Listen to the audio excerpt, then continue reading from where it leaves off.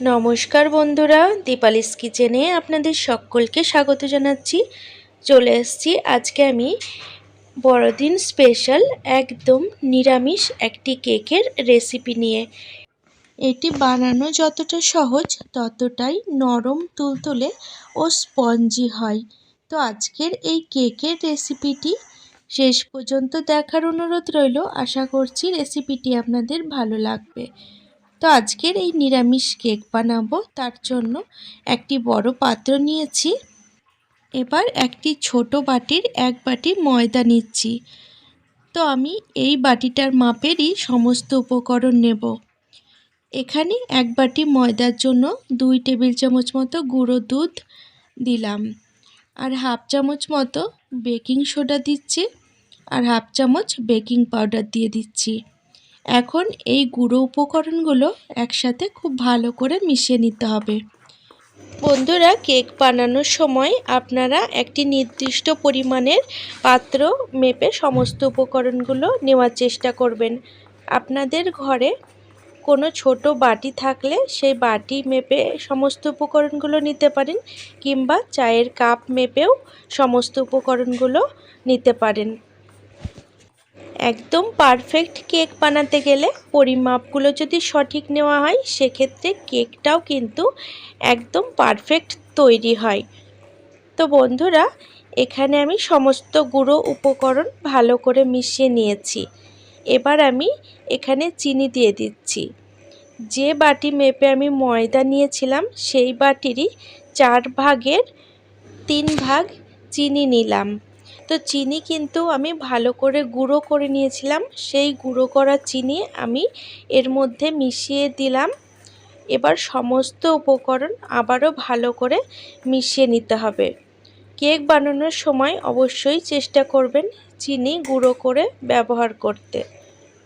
তো এখানে সমস্ত উপকরণ মিশিয়ে নিয়েছি। এবার যে বাটি মেপে চিনি আর ময়দা নিয়েছি সেই বাটিরই 1 বাটি দুধ এর মধ্যে ঢেলে দিচ্ছি। এবার খুব ভালো করে মিশিয়ে ব্যাটারটা তৈরি করে নেব। ব্যাটারটা যতটা ভালো হবে, কেকটাও কিন্তু ততটাই নরম তুলতুলে আর স্পঞ্জি হবে। বন্ধুরা, আজকের এই রেসিপিটি আপনাদের যদি ভালো লাগে তাহলে অবশ্যই আমার সাথে থাকবেন, আর আমার সাথে থাকার জন্য চ্যানেলটিকে সাবস্ক্রাইব করে পাশে থাকা বেল নোটিফিকেশনটা অবশ্যই অন করে রাখবেন।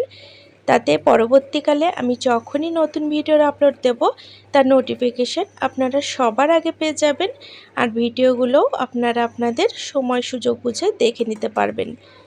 তো ব্যাটারটা দেখতে পাচ্ছেন খুব ভালো করে গুলে নিয়েছি। এখন আমি এর মধ্যে 2 টেবিল চামচ মতো ঘি দিয়ে দিচ্ছি। আপনারা চাইলে ঘিয়ের পরিবর্তে সাদা তেল কিংবা বাটারও ব্যবহার করতে পারেন। তো ঘি দিয়ে আবারও ব্যাটারটা খুব ভালো করে মিশিয়ে নিতে হবে। বন্ধুরা, ভিডিওটি ভালো লাগলে অবশ্যই একটি লাইক করে দেওয়ার অনুরোধ রইল, কারণ আপনাদের একটি লাইক আমার কাছে অনেক বেশি মূল্যবান। তো খুব ভালো করে ব্যাটারটা গুলে নিয়েছি।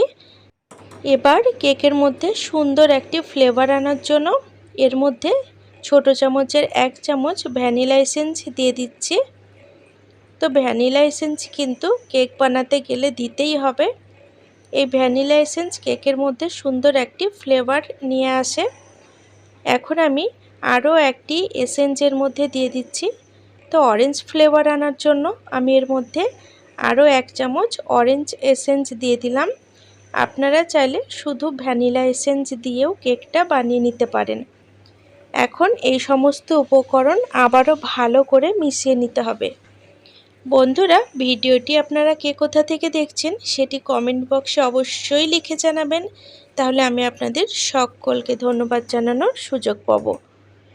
তো এখানে আমি ব্যাটারের ঘনত্বটা দেখাচ্ছি, দেখুন খুব বেশি পাতলাও হয়নি আবার খুব বেশি ঘনও হয়নি। ঠিক এই রকম ঘনত্বের ব্যাটার কিন্তু তৈরি করে নিতে হবে। তো কেক বানানোর জন্য ব্যাটার একদম রেডি। এখন আমি কেক মোল্ডের মধ্যে একটুখানি ঘি মাখিয়ে নিয়েছি। এবার যে ব্যাটারটা তৈরি করে রাখলাম সেই ব্যাটারটা এই কেক মোল্ডের মধ্যে ঢেলে দিচ্ছি।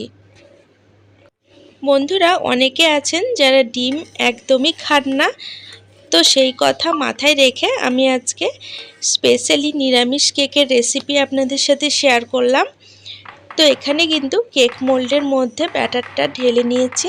এবার হাত দিয়ে একটুখানি এইভাবে ঝাঁকিয়ে নিতে হবে। এখন আমি এদিকে ওভেনের ওপর কড়াই বসিয়ে কড়াইটা খুব ভালো করে হাই হিটে গরম করে নিয়েছি। এখন এর ওপর একটি স্ট্যান্ড দিয়ে দিলাম। এবার কেক মোল্ডটা এই স্ট্যান্ডের ওপর বসিয়ে দিচ্ছি। এবার ঢাকা লাগিয়ে দেব আর ওভেনের ফ্লেমটা একদম কম করে দেব আর 40 মিনিট কিন্তু এইভাবেই হতে দেব। বন্ধুরা আপনারা চাইলে এর মধ্যে ড্রাই ফ্রুট কিংবা টুটি ফুটিও অ্যাড করতে পারেন। আমি কিন্তু এই সমস্ত কিছু অ্যাড করিনি। প্রায় 15 মিনিট মতো হয়ে যাওয়ার পর আমি একবার ঢাকাটা তুলে নিচ্ছি আর দেখাচ্ছি আপনাদের। দেখুন একদম কেকটা হালকা ফুলতে শুরু করেছে। এই অবস্থাতেই আমি এর মধ্যে কালো কিশমিশ সুন্দর করে সাজিয়ে দিচ্ছি। আপনারা চাইলে এই অবস্থাতে চেরি কিংবা কাজু, আমন্ড বাদাম এই সমস্ত কিছুও দিতে পারেন। দিয়ে সুন্দরভাবে ডেকোরেশন করে দিলে কেকটা দেখতেও খুব সুন্দর লাগে। তো আমি কিন্তু আজকে শুধু কালো কিশমিশ দিয়েই কেকটা ডেকোরেশন করে দিচ্ছি। এবার ঢাকা লাগিয়ে আরও 15-20 মিনিট মতো হতে দেব। বন্ধুরা এইভাবে কড়াইয়ে ওভেনের ওপর একদিন কেক বানিয়ে দেখবেন, এত সুন্দর কেক তৈরি হয় আপনারা একদিন বানালেই অবাক হয়ে যাবেন। তো প্রায় 20 মিনিট পর ঢাকাটা তুলে নিচ্ছি আর দেখাচ্ছি আপনাদের। দেখুন কালারটা কতটা সুন্দর এসেছে।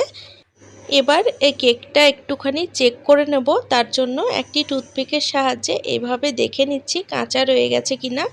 তো দেখুন টুথপিকের গায়ে কিন্তু একটু ব্যাটার লেগে নেই, তো এতে করে বোঝা যায় কেকটা একদম হয়ে গেছে। এবার আমি ওভেনটা বন্ধ করে দিলাম আর এটি ঠান্ডা হওয়ার জন্য রেখে দেব। তো কেকটা প্রায় ঠান্ডা হয়ে গেছে। এবার আমি কেকটাকে কেক মোল্ড থেকে বার করে নেব। তার জন্য একটি ছুরির সাহায্যে চারিদিকে এইভাবে আলতো করে ঘুরিয়ে দেব, যাতে কেকটা খুব সহজে কেক মোল্ড থেকে বেরিয়ে আসে। এবার আমি হাত দিয়ে একটুখানি চারিদিকটা প্রেস করে দিচ্ছি আর এইভাবে চারিদিকটা হাত দিয়ে হালকা হাতে থাবা দিলেই কিন্তু অনায়াসে কেকটা বেরিয়ে আসবে। তো বন্ধুরা অনেকেই আছেন যারা কেক বানাতে পারেন না।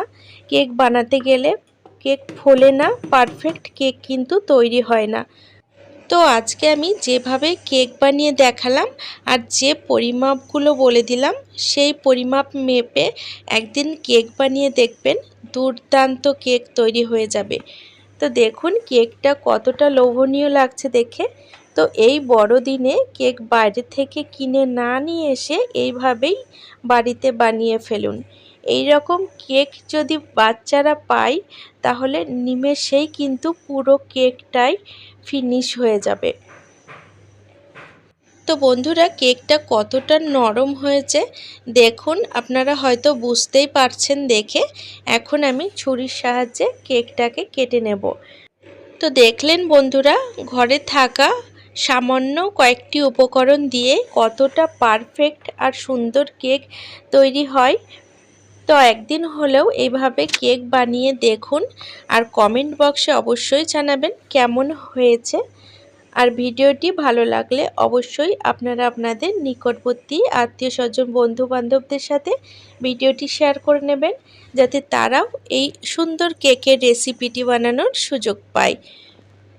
তো বন্ধুরা দেরি না করে আজকেই ঝটপট এই কেকটি বাড়িতে বানিয়ে ফেলুন।